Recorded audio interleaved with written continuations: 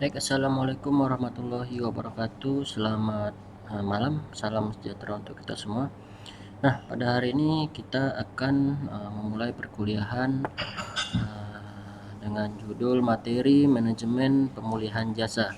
Jadi, pemulihan jasa ini dimaknain dengan ketika perusahaan kita mengalami yang namanya kegagalan dalam melakukan pelayanan yang secara prima, sehingga konsumen melakukan klaim, melakukan protes, melakukan testimoni yang negatif dan lain sebagainya.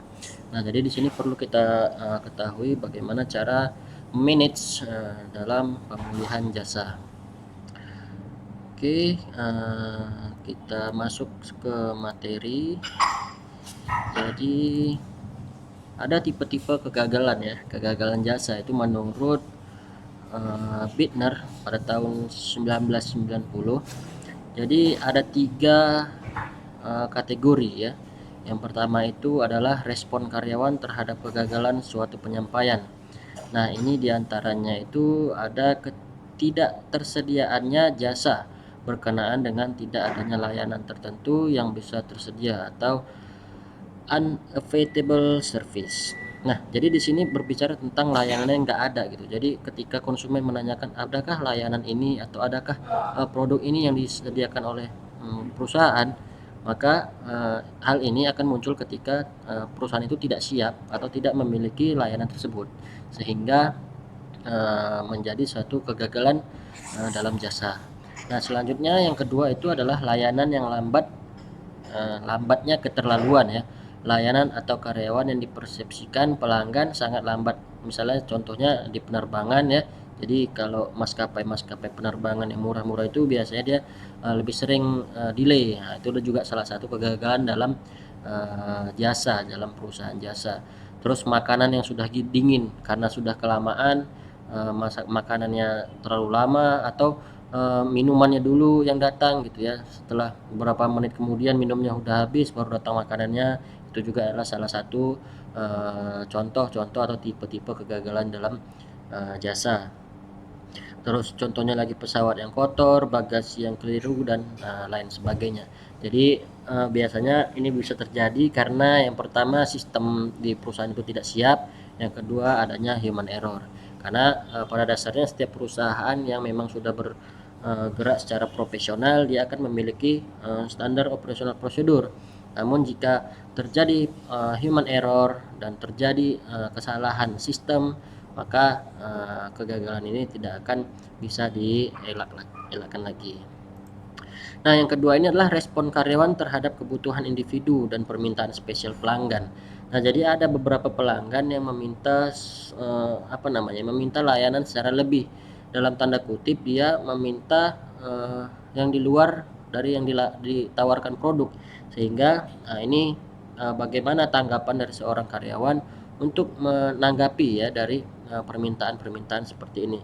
Makanya front namanya orang yang misalnya kayak apa namanya tuh ya, SPG gitu, yang langsung man to man gitu dengan konsumen, dia harus memiliki uh, cara komunikasi yang baik gitu ya. Jadi dia harus kalimatnya itu kalimat yang menggunakan kalimat persuasif, menggunakan banyak pujian kepada pelanggan, terus membuat pelanggan nyaman dan sebagainya, sehingga jika nanti permintaan yang di luar dari layanan itu tidak tersedia, maka konsumen itu tidak terlalu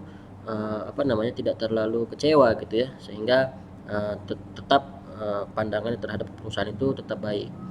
Selanjutnya itu ada tindakan karyawan yang tidak cepat dan tidak diharapkan ya. Jadi ada beberapa tindakan karyawan itu yang di luar dari standar operasionalnya.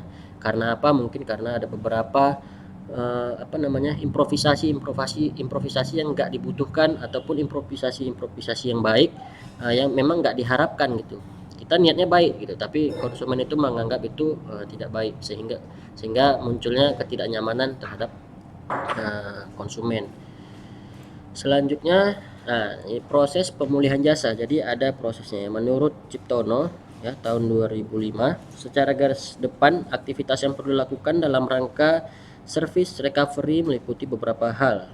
Di antaranya yang pertama itu respon, jadi pengakuan bahwa telah terjadi masalah atau kegagalan. Nah, di sini juga perlunya kedewasaan suatu perusahaan, kedewasaan karyawan ketika dia melakukan kesalahan, ketika perusahaan melakukan kesalahan ataupun ada human error, ada kesalahan sistem, maka jangan segan-segan untuk meminta maaf. Jadi ini bisa kita tiru ya budaya Jepang, ketika satu perusahaan itu gagal atau layanannya itu gagal, maka mereka langsung membuat press conference permohonan maaf kepada konsumen satu negaranya gitu. Jadi itu hal yang penting gitu, sehingga kepercayaan konsumen itu tidak pudar gitu. Selanjutnya, informasi, penjelasan atas kegagalan yang terjadi, mendengarkan pandangan pelanggan terhadap solusi yang diharapkan. Nah, jadi beberapa kasus banyak terjadi kegagalan terhadap pelayanan jasa ini akan menimbulkan satu saran atau satu kritik dari pelanggan ke perusahaan.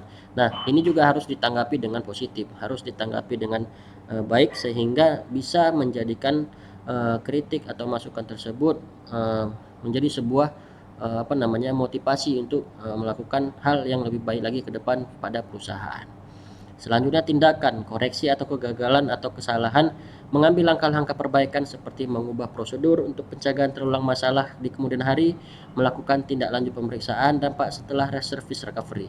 Nah, jadi setelah adanya proses yang dua tadi, maka tindakannya yang perlu sekarang. Jadi dari beberapa permasalahan yang ada, dilakukan beberapa perubahan dalam standar operasional prosedur, misalnya untuk misalnya terjadi kesalahan pada satu bidang, maka diperbaiki di bidang tersebut, dan itu harus dilakukan secara nyata, sehingga harapannya ke depan itu tidak akan terjadi lagi kesalahan dalam melayani konsumen. Selanjutnya, kompensasi ya, ini adalah opsi terakhir jika perusahaan telah melakukan kesalahan yang cukup fatal, sehingga kompensasi, pengembalian uang ataupun pemberian makanan ya, pemberian kompensasi lah dalam bentuk apapun itu perlu dilakukan. Misalnya contoh kayak maskapai penerbangan, jika terjadi delay pesawat di jam makan siang, maka maskapai harus bertanggung jawab untuk konsumsi para penumpangnya, sehingga mereka tidak terlalu kecewa dengan kondisi yang ada. Nah, selanjutnya itu garansi jasa. Jadi jasa itu produk jasa itu pada umumnya hanya bisa dilakukan garansi gitu terhadap kegagalannya. Jadi garansi ini dapat dipandang sebagai kewajiban yang berdasarkan perjanjian yang diadakan oleh produsen dalam hubungannya dengan penjualan produk, apakah sesuai dengan yang dijanjikan atau tidak. Nah, jadi sebelum orang melakukan pembelian produk jasa, maka dia pasti akan menyepakati ya garansi terhadap jasa tersebut, sama halnya dengan produk barang, misalnya seperti handphone, televisi, peralatan elektronik lainnya ya. Jadi setiap produk itu pasti memiliki garansi. Nah, jasa ini dia lebih spesifik ya. Jadi tidak tidak jasa itu dia garansinya itu tidak nampak gitu, tidak bisa dilihat, sama seperti produknya. Jadi kalau misalnya dia layanannya itu tidak baik, maka nggak bisa dilakukan penggantian barang, tapi juga dilakukan dengan servis yang ekstra gitu.